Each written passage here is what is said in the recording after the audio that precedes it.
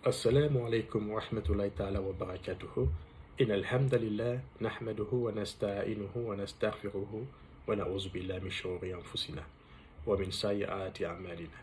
ما يهده الله فلا مضل له ومن يضلل فلا هادي له وأشهد أن لا إله إلا الله وحده لا شريك له وأشهد أن محمدا عبده ورسوله. Allah nous dit dans le Saint-Coran, dans la sourate Mariam, verset 7, « Et les anges appelèrent Zacharia, alors que debout, il pria dans le sanctuaire. Nous t'annonçons la naissance d'un garçon. Son nom sera Yahya, Jean le Baptiste.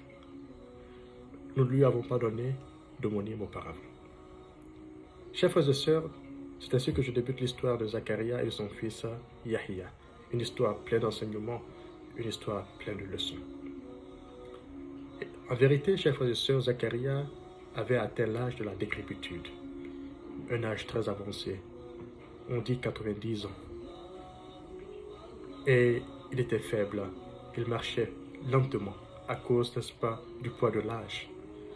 Et à la fin de ses jours, qu'est-ce qu'il faisait? Il partait dans le sanctuaire, qui est l'équivalent d'une mosquée aujourd'hui ou d'une église, afin d'y prier et de prêcher la bonne parole, la parole d'Allah subhanahu wa ta'ala. Et ensuite, après la prière dans le sanctuaire, il rejoignait, n'est-ce pas, dans ces moments de récréation, sa petite boutique qui lui permettait d'avoir un revenu. Mais de ce revenu, il nourrissait les pauvres. Il investissait dans l'au-delà, à travers une aumône continue. Il faisait des actes de charité. Aussi, Zacharia avait la charge de Mariam, la mère de Jésus, alayhi salam, puisque à l'issue d'un tirage au sort avec ses proches, il remporta la garde de Mariam. Mariam qui fut sa nièce. Et la mère de Mariam avait auparavant, alors que Mariam n'était que fœtus, consacré entièrement son fœtus à Allah subhanahu wa ta'ala. Ainsi qu'en naquit Mariam, Mariam fut, n'est-ce pas, la première femme à servir le Seigneur dans le sanctuaire. Et dès qu'elle est rentrée, elle n'y sortit pas. C'est Zacharia qui assurait sa charge, chers frères et sœurs. Alors il se rendait très souvent dans le sanctuaire, observant Mariam en prière, qui était vierge, qui était une femme vertueuse, une fille vertueuse, sainte.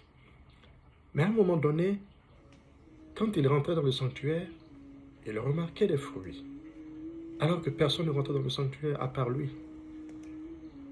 Et sa stupéfaction était que il remarquait en période d'hiver des fruits estivaux, des fruits d'été. Alors il s'interrogea, mais Mariam, qui t'envoie ces fruits? Nous sommes en hiver, alors que c'est des fruits estivaux. Et à Mariam de répondre, mon oncle c'est Dieu. Quand je me réveille le matin, je vois ces fruits.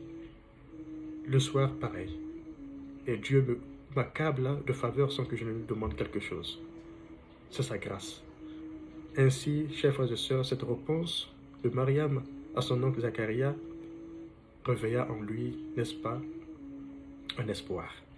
Puisque ce que je ne vous ai pas dit est que malgré la piété de Zacharia, malgré le fait que Dieu l'ait comblé de beaucoup de bien, bonnes choses, de bienfaits, tels que la prophétie, tels que la piété, il avait quelque chose qui le rongeait. Il avait une épreuve. Et qui fut plus éprouvé que les prophètes, d'ailleurs. Donc Zacharia fut éprouvé, mais par quel type d'épreuve? Il fut éprouvé par le fait qu'il n'avait pas d'héritier, il n'avait pas de postérité, il n'avait pas d'enfant. En raison de la stérilité de sa femme, qui elle aussi avait atteint l'âge de la vieillesse. Elle était très faible, elle restait à la maison. Alors, au vu de ce miracle, Zacharia, n'est-ce pas, s'est dit, mais si Dieu envoie des fruits à Mariam, alors que Mariam n'a rien demandé d'ailleurs, et ces fruits apparaissent matin et soir, mais c'est que Dieu peut me donner un enfant. Ce n'est pas que Zacharia doutait de l'omnipotence d'Allah subhanahu wa ta'ala. Car comme Abraham, lorsque Abraham a demandé à Allah subhanahu wa ta'ala, comment tu ressuscites les morts? Et Dieu lui a dit, prends 4 oiseaux, découpe-les et mets-les dans différentes montagnes. Mais Zacharia avait alors réalisé que Allah subhanahu wa ta'ala est en vérité omnipotent. Il le savait, mais il l'avait réalisé davantage. Chers frères et sœurs, c'est ainsi que, alors qu'il priait dans le sanctuaire, un jour, après cet incident avec Mariam, les anges l'appelèrent, soudainement. Il priait, n'est-ce pas, tout seul et en sourdine. Les anges l'appelèrent en disant, Zacharia. Alors qu'il était debout en train de prier, nous t'annonçons la naissance d'un garçon. Son nom sera Yahya. Auparavant, nous ne lui avons pas donné, nous ne lui avons pas donné d'homonyme. C'est-à-dire que personne ne s'appelait comme ça. C'est la première fois qu'une personne s'appelle Yahya, ou, voilà, selon les chrétiens, Jean le Baptiste. Ainsi, Zacharia était quoi? Il était alors étonné, surpris. Surpris parce que tout simplement, l'objet de ses prières vient de se réaliser. Lui qui avait, n'est-ce pas, attendu cela pendant des années, voici que subitement, il entend cela des anges. Et directement, ce n'est pas un rêve. Les anges lui parlèrent. Il a entendu. Les anges qui sont les émissaires d'Allah subhanahu wa ta'ala. Alors, bien qu'il croyait, bien qu'il était sûr et rassuré, il demande à Allah subhanahu wa ta'ala, par l'intermédiaire des anges bien sûr, quel est le signe que je vais avoir un garçon? Il voulait que son cœur se rassure au même titre qu'Abraham, lorsque Abraham posa la question dont je vous ai parlé tout à l'heure. Et les anges de lui répondre, tu ne pourras pas parler aux gens pendant 3 jours, bien que bien portant. Alors tu ne feras que leur donner des signes, à faire ça et ça. Et c'est ce qui fut fait. Pendant 3 jours, il ne parvenait pas à parler alors qu'il se portait très bien, il n'avait pas de problème. Et au bout de cela, chers frères et sœurs, après n'est-ce pas, ces 3 jours, le miracle se produisit et Yahya, sa femme était enceinte. Elle a traversé, n'est-ce pas, la période de la grossesse, comme toute femme. Et à la fin de la période de la grossesse, naquit ce temps grand Yahya. Et la particularité de Yahya, chers frères et sœurs, Allah subhanahu wa ta'ala fit de lui un prophète dès le bas âge. Il était un enfant doué de sagesse. Allah dit dans le Saint-Coran que nous lui donnons à son bas âge la sagesse. Et la connaissance aussi du livre, la Torah, car il a appris la Torah avec maîtrise, en profondeur. Pas que seulement l'apprendre, mais il a appris en profondeur, au point qu'il était, n'est-ce pas, sage. Ses jugements étaient perspicaces, chers frères et sœurs. Yahya parvenait, n'est-ce pas, avec logique et rationalité à clarifier tout, en passant, n'est-ce pas, par la jurisprudence de l'époque, les règles, ainsi de suite. Il maîtrisait tout. Et la deuxième particularité chez Yahya était que Yahya n'avait pas peur de dire la vérité à qui que ce soit. Que tu sois, n'est-ce pas, le roi ou celui de la basse classe, il disait la vérité à qui veut l'entendre. C'est un homme qui n'était pas porté par les biens de ce monde. N'est-ce pas? Il ne portait pas son cœur sur les biens de ce monde, je veux dire. Mais plutôt, son attachement à Allah subhanahu wa ta'ala, à la religion, était en vérité indiscutable, était inconditionnel. Alors, la prière de Zacharia fut exaucée, car Zacharia voulait vraiment d'un héritier, celui qui héritera de lui, voilà, de la prophétie, afin que la parole d'Allah subhanahu wa ta'ala atteigne ses contemporains, puisqu'il n'avait pas confiance en ses proches, en qui il voyait, n'est-ce pas, des personnes qui aimaient excessivement ce bas monde, qui étaient en quelque sorte égarés et qui faisaient beaucoup d'excès. Voici la crainte de Zacharia. C'est pour ça qu'il avait prié à Allah de lui accorder un enfant. Et Allah lui fit don de Yahya. L'intention était pure et il lui accorda ce garçon. Alors, chers frères et sœurs, la véracité de l'homme, je veux parler de Yahya, va causer à Yahya sa perte. Puisque le roi de l'époque, c'était, n'est-ce pas, dans la Palestine. Il était le roi de la Palestine. Il tomba amoureux de sa nièce, c'est-à-dire la fille à sa femme. Alors que cela, n'est-ce pas, n'est pas normal, puisqu'il voulait épouser cette dernière. Dans la Torah, il n'existait absolument aucune règle permettant un tel mariage. Et même aujourd'hui, ça n'existe pas. Alors, Yahya qui s'attaquait à tout sujet qui est, n'est-ce pas, aux antipodes de la législation, de la religion, puisque c'était à une époque où les gens falsifiaient même les écritures pour leurs intérêts économiques ou d'autres intérêts. Alors Yahya résolument condamna ce désir, n'est-ce pas, pervers du roi. Et il en parlait avec force, de manière, n'est-ce pas, forte, avec véhémence, au point que cette opposition de Yahya, du prophète Yahya, atteignit les marchés, les places publiques, les sanctuaires. Tout le monde en parlait, que le prophète Yahya est contre le roi, est contre, n'est-ce pas, le désir du roi. Et la fille, n'est-ce pas, qui voulait que ce mariage ait lieu, afin d'assouvir son désir, ses rêves, alors commença, n'est-ce pas, à se fâcher. Elle fut inspirée par sa perfidie, Elle passa par tous les subterfuges pour faire du mal à Yahya, parce que Yahya était véridique. Et Yahya était l'obstacle qui l'empêchait, n'est-ce pas, d'atteindre ses fins. Alors un jour, chers frères et sœurs, elle va réaliser, n'est-ce pas, son but, puisque Yahya avait été emprisonné d'ailleurs, en raison, n'est-ce pas, de sa résistance contre ces méfaits, contre cette turpitude de la société. Cette turpitude particulièrement, car c'est ce qui a été à l'origine de son emprisonnement. Alors, lors d'une cérémonie, alors que le roi était ivre, il avait bu de l'alcool, alors la femme, la jeune fille, la nièce, est venue dans tout son apparat, puisqu'elle était belle d'ailleurs, à la base. Alors sa beauté encore s'est affirmée davantage. Elle était svelte, belle, élégante.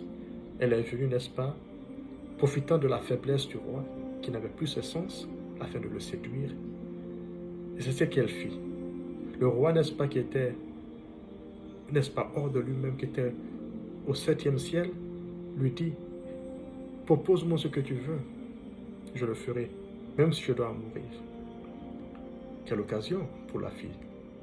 Ainsi, dit-elle au roi, je veux qu'on m'apporte sur un plateau la tête du prophète Yahya. Aussitôt le roi ordonna à ses gardes d'aller chercher Yahya en prison et de l'égorger et d'apporter sa tête sur un plateau. Chers frères et sœurs, regardez ce que l'amour peut faire. Regardez ce que l'amour peut provoquer. C'est ainsi que, chers frères et sœurs, injustement, le prophète Yahya fut tué, fut assassiné. Au point qu'il paraît que lorsqu'on l'égorgea, son sang bouillait toujours, chers frères et sœurs. Son sang bouillait, pleurant l'injustice qui fut faite contre le prophète Yahya. Un homme grand, un élu d'Allah subhanahu wa ta'ala, qui certes fut tué, mais qui fait partie des grands hommes de l'au-delà, des personnes illustres à qui Dieu a promis les plus hauts degrés du paradis. Chers frères et sœurs, ça c'est l'histoire de Yahya et de Zacharia. Mais pour nous qui sommes sur terre, pour nous, n'est-ce pas, qui Allah a raconté ces récits, ces enseignements du passé dans le Saint-Coran, quelle est la leçon ou quelles sont les leçons, les enseignements de morale qu'on peut en tirer? Premièrement, chers frères et sœurs, Allah veut, à travers l'histoire de Zacharia et de Yahya, nous faire comprendre qu'il est capable de toutes choses. Allah subhanahu wa ta'ala a donné Yahya à Zacharia alors qu'il désespéra d'ailleurs d'avoir un enfant. Il avait atteint l'âge de la décrépitude. Sa femme était stérile. Allah subhanahu wa ta'ala nous a montré, et a montré même à Zacharia, qu'il est capable en vérité de toutes choses. Donc ceux qui n'ont pas d'enfants, les femmes qui sont stériles, ne désespérez pas de la miséricorde d'Allah subhanahu wa ta'ala. Car Allah est capable de vous donner des enfants, même si vous êtes sur votre lit de mort. Allah est capable de le faire, même si vous êtes à l'agonie. Et c'est d'ailleurs la réponse que les anges donnèrent à Zacharie quand il s'étonna de l'annonce de cette nouvelle. Les anges lui ont dit, mais tu es étonné? Ne sais-tu pas que Dieu peut te donner un enfant même si tu es sur ton lit en train d'agonir? Allah peut t'accorder un enfant. Donc, chers frères et sœurs, ne désespérez pas. Ayez foi en Dieu, que votre opinion sur Dieu soit toujours positive. Et ce que vous demandez, demandez-le. Pas marginalement, mais demandez-le avec assurance, sachant que Allah subhanahu wa ta'ala est capable de toutes choses. Les anges ont dit à Zacharie, mais tu n'étais rien quand Dieu t'a créé. Tu n'étais rien quand Dieu t'a créé. Donc sache que Dieu peut te donner un enfant même si tu es sur ton lit de mort. Ainsi, chers frères et sœurs, c'est ce même conseil que je vous donne, que ce soit pour avoir un enfant ou quel que soit le projet, ne désespérez pas de la miséricorde de Dieu. Dans un hadith, le prophète paix sur lui a dit que lorsque vous demandez à Dieu, demandez avec vraiment sincérité et ayez une opinion positive sur votre Créateur, afin que Dieu vous donne ce que vous recherchez. C'est la condition. Cette intention qui précède l'invocation est d'une importance capitale. Il faut qu'elle soit positive. Car vous ne pouvez pas demander quelque chose à quelqu'un en n'étant pas sûr qu'il vous l'accordera. Soyez sûr que Dieu va vous accorder ce que vous demandez. Ok? Deuxièmement, chers frères et sœurs, c'est de savoir qu'il faille dire la vérité à n'importe quel moment. Naturellement, soyez prudents. Préservez vos vies. Nous ne sommes pas des prophètes.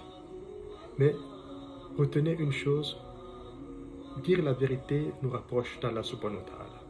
Et dans un hadith, le prophète paix sur lui a dit, je paraphrase, que celui qui dit la vérité, celui qui est véridique, continuera à dire la vérité. Il continuera jusqu'à ce que les anges inscrivent son nom dans le livre des véridiques au ciel. Donc, comme Yahya et d'autres personnes qui ont été tuées, ou d'autres, n'est-ce pas, qui ont atteint leur mission, c'est-à-dire à la fin de leur mission, sans être tués bien sûr, mais qui ont été véridiques et qui n'ont pas varié dans leur engagement, soyons comme ces personnes. Allah subhanahu wa ta'ala évoque, n'est-ce pas, le souvenir de ces personnes dans le Saint-Coran, en parlant de ceux-là qui, jusqu'à leur mort, n'ont pas varié dans leur engagement. Soyons véridiques. Ne servons pas, n'est-ce pas, les caprices des personnes pour avoir, n'est-ce pas, un gain rapide sur la terre. Très souvent, les gens sont des bénis, oui, tout simplement parce que, tout simplement, ils veulent tirer un bénéfice de ceux-là qui sont au pouvoir, de ceux-là qui sont opulents. Non, chers frères et sœurs, soyons dignes et restons toujours intransigeants, surtout lorsqu'il faille dire la vérité. Allah aime les véridiques. Il le dit dans le Saint-Coran, Allah aime les véridiques. Et peu sont véridiques. Alors faisons partie de ce peu-là, de cette minorité de véridiques, afin qu'on puisse vraiment mériter une élévation, non seulement sur la terre, mais une haute position à l'au-delà. Ce monde est éphémère, chers frères et sœurs. Nous sommes ici pour un temps. Mais au jour de la résurrection, lorsqu'il n'y aura pas de parenté, de lien d'amitié, il n'y aura pas d'intérêt qui lie les uns aux autres, mais que les bonnes œuvres que nous avons faites, on réalisera que le fait d'avoir été véridique était la meilleure chose. Car cela va nous permettre vraiment de réussir dans la vie future, d'être considérés comme étant les grands de l'au-delà. Donc c'est sur ce conseil que je termine. Et on se dit à la prochaine pour une autre histoire fascinante, aussi fascinante que celle-ci et les précédentes. Assalamu alaikum wa rahmatullahi ta'ala wa barakatuh.